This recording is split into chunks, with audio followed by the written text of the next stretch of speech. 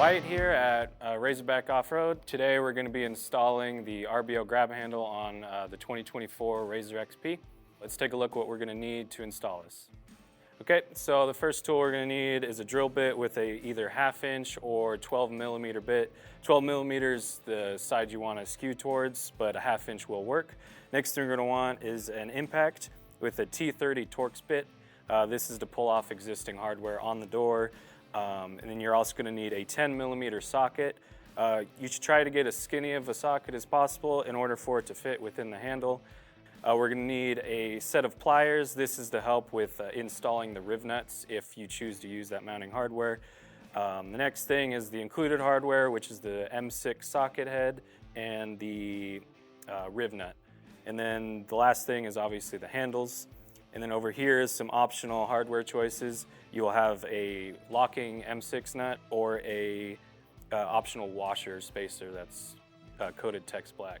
All right, to start this installation, we're gonna need our impact with our T30 Torx bit. We're gonna need our 10 millimeter socket. We're gonna need one of our handles, and we're gonna need one of our M6 screws. Okay, so today the area that we're gonna be installing is right about here, right below the latch.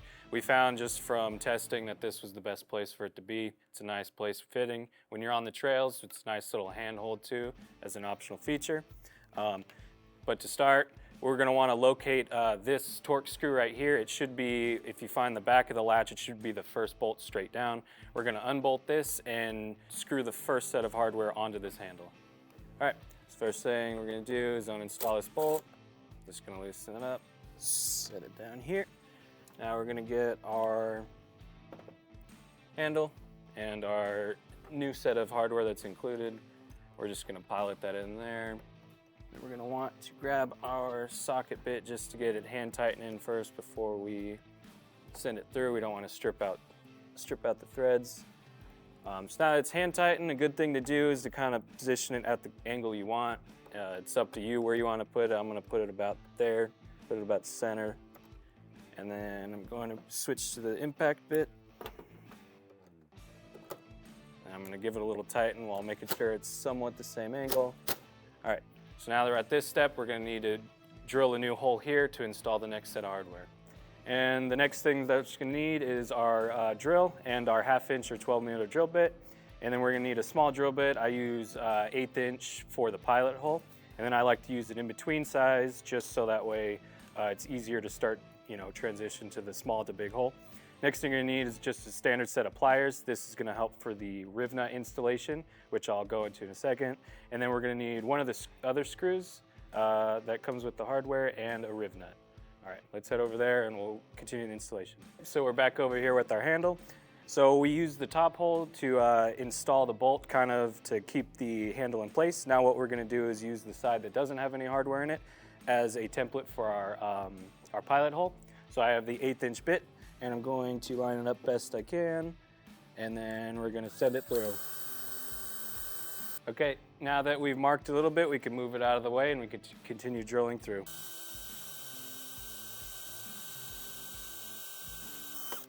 All right, now that we're through, we're going to switch to the middle bit to make the drilling process easier.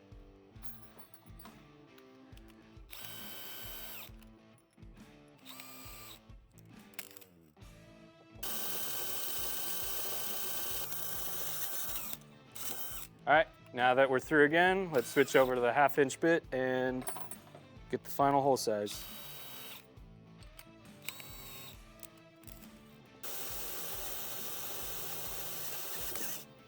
All right, now that we're all the way through with the final hole size, we're gonna switch over back to the impact.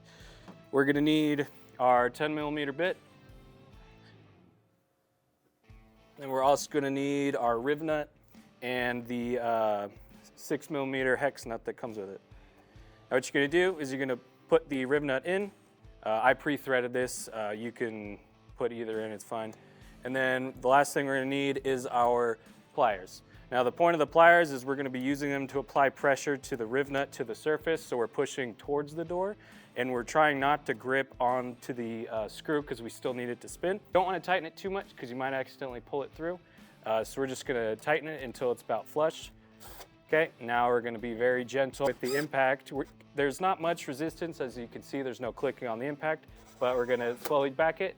We're hitting some clicks, looks like it's about installed. So now we're going to back it off all the way. And we are going to visually inspect it to see if we could see the threads, and it looks good. The threads are basically touching the door panel, which is where we want them. So now that we have the riv nut installed, the next thing we're going to do is we're going to push the door handle back over the holes, make sure they line up.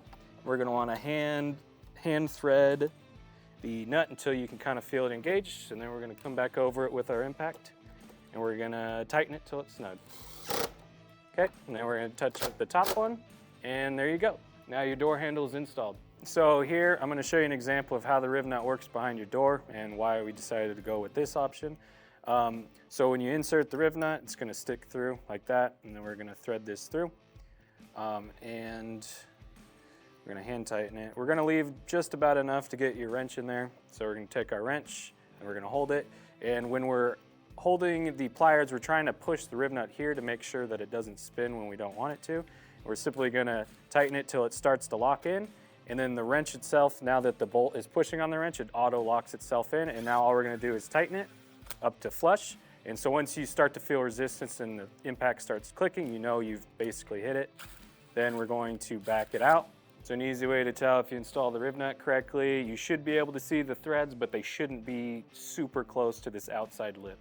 And another thing is the reason why we use pliers. You can use something else to hold it down. I just found pliers was the easiest, is when you do finally get it threaded in, what might end up happening is now there's no grip on the riv nut itself, so it's just going to free spin and you're not going to get any engagement on the threads. That'll wrap up our installation video on our Razorback Offroad grab handle. If you have any questions, please visit our website or comment below. We'll see you out on the trail.